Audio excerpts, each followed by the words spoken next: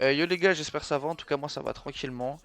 Aujourd'hui je vous fais la partie 2 des comment ça s'appelle, des optimisations de props, upscale, etc. Là aujourd'hui on s'attaque aux textures.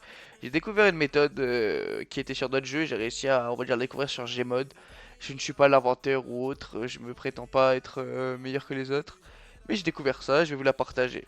Donc à quoi ça sert cette méthode? Cette méthode elle peut vous permettre d'avoir beaucoup plus de place, donc ça va prendre moins de stockage, donc ça va se faire moins lourd sur le CPU, moins lourd sur en gros du côté client du joueur, donc sur le PC. Ça va être moins lourd en termes d'espace et ça va être moins lourd pour le moteur directement du jeu. Donc surtout côté client, je sais pas vraiment si ça peut améliorer côté serveur, mais je pense vu que la map va être moins gourmande en termes de texture. Donc c'est quoi, on va dire le bémol. Le bémol, malheureusement, c'est que vous perdez un tout petit peu. Mais quand je vous dis un tout petit peu, c'est que vous ne voyez quasiment pas.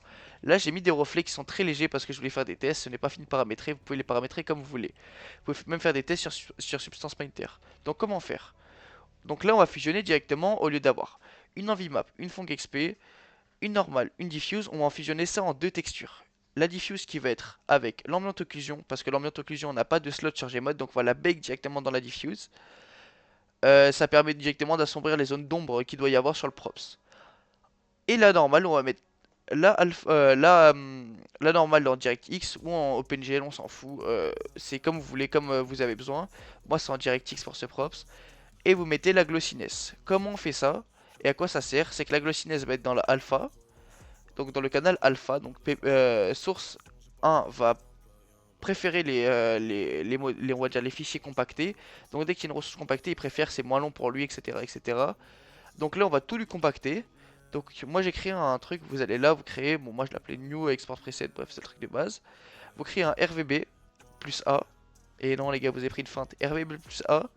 Vous mettez la mask color, ensuite dans l'alpha, vous mettez l'ambient occlusion, du coup ça va bake les deux. Et ensuite dans RGB, vous refaites la même chose, RVB plus A, là c'est la normale, donc vous mettez normal DirectX là, et ensuite la glossiness ici. À quoi du coup comme je dis ça va servir, c'est que vu que source 1 préfère quand les fichiers sont compactés, il va directement regarder dans l'alpha de la normale pour définir les reflets. Et pareil pour RGB, enfin donc pour la normale, il va regarder dans la couche donc RGB. Là ici c'est à peu près la même chose, sauf que là au lieu qu'il prenne les deux couches, il va juste regarder la diffuse et il va voir que les deux sont bake et du coup il va mettre la diffuse. En gros du coup ça optimise.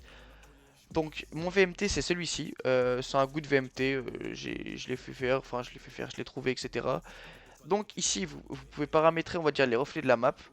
Donc en termes de tout ce qui, comment on pourrait dire, les reflets global des cube maps. Et là c'est les reflets on va dire plus lumineux des lumières etc. C'est pas très bien expliqué, je verrai pas comment je pourrais l'expliquer. Ça c'est optionnel par contre, ça c'est juste pour l'effet glow avec l'espèce de petit halo lumineux. Donc ça si vous en avez pas vous ne touchez pas, ça ne va vous servir à rien. Bref, donc ça vous pouvez modifier si ça vous convient, si ça vous convient pas, etc., etc. Je vous le mettrai dans la description. Donc voilà. Donc en résumé, qu'est-ce que ça fait? C'est moins lourd, c'est un tout petit peu moins HD mais on le voit quasiment pas.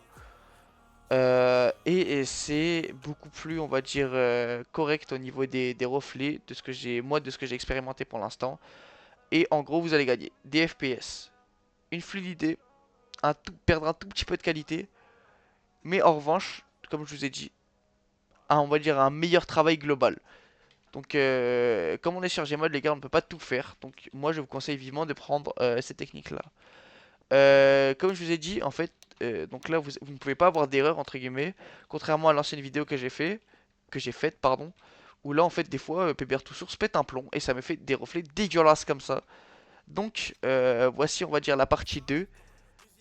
Et en tout cas, j'espère que ça vous aura plu, que ça vous aura aidé. Les gars, je suis désolé pour les explications, il est 4h du matin, je suis vraiment fatigué. Donc, si vous avez toutes questions, vous venez me voir à MP, il y aura mon Discord dans la description. Sur ce, les gars, je vous laisse, ciao.